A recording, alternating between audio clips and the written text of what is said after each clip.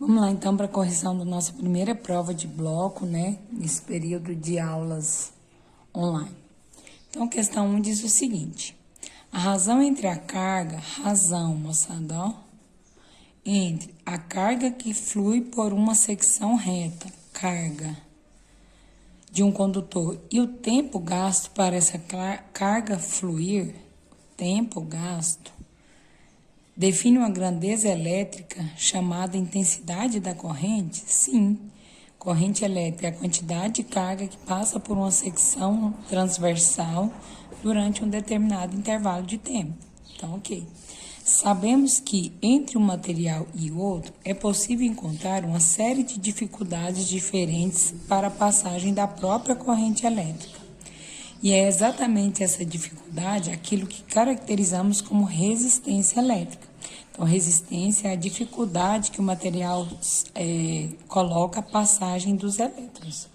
Podendo a mesma, né, ser calculada por U é igual a R vezes I? Sim, a resistência elétrica pode ser calculada por essa equação. Então, questão 1, questão verdadeira. Questão 2 é uma análise gráfica. Texto para a questão 2. Eu tenho um gráfico da corrente versus tempo. Corrente já está em ampere, tempo está em segundos, então já está tudo ok com relação às unidades. De acordo com o gráfico acima, podemos verificar que a intensidade da corrente elétrica no fio condutor vale, respectivamente, 4 amperes. Então, ela é constante, provavelmente a corrente elétrica é gerada por uma pilha ou uma bateria, e ela está certa, é 4 amperes. O valor da carga elétrica que passa através da secção transversal durante 3 minutos, minutos não pode.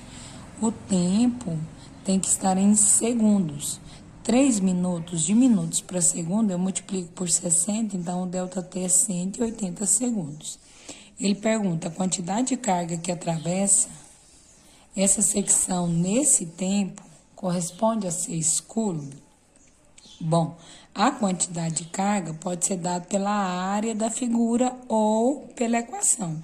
Como aqui a corrente é constante, eu tenho que o I tem valor de 4.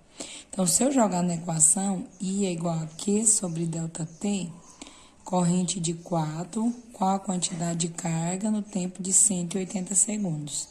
Quando eu multiplicar cruzado, 180 vezes 4 vai dar 720 coulomb e não 6. Então, questão 2 é questão falsa. Questão 3.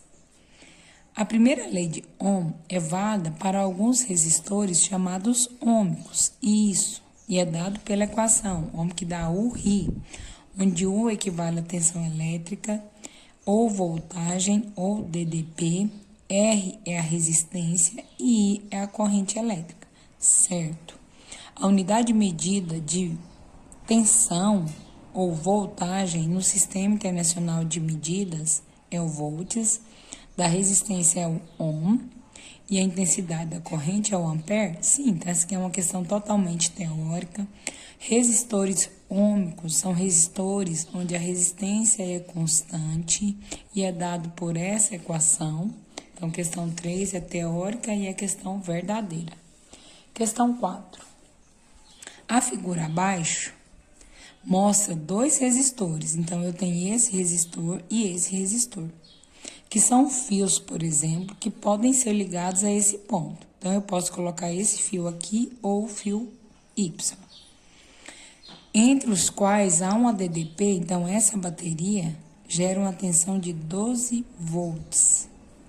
Quando ligamos o resistor X, o amperímetro acusa uma corrente de 6 amperes. Quando eu coloco esse resistor aqui, está falando que ele acusa uma corrente de 4 amperes. Pergunta. Diante disso, podemos dizer que o resistor X apresenta maior resistência à passagem de corrente elétrica do que Y? Bom, se em X a corrente é maior, a resistência é menor. Eu posso verificar isso pela essa equação. Se eu isolar o R, vai ficar U sobre I. Se a corrente no resistor X é maior, do que do Y, é porque a resistência dele é menor. E aqui ele fala, podemos dizer que o resistor X apresenta maior resistência? Não. Se a corrente dele é maior, é porque a resistência é menor. Então, eu já defino que a questão 4 é falsa. Mas vamos ler o restante. Como para uma mesma DDP, quando eu inserir o resistor Y aqui, percorrido por uma corrente menor, dizemos que ele tem maior resistência elétrica? Isso. O resistor Y, como a corrente é menor, eu posso analisar isso aqui na minha equação. Se a resistência do resistor Y é menor, é porque a resistência à passagem de corrente é maior. Só que essa primeira fala aqui é que deixou a nossa questão 4 falsa.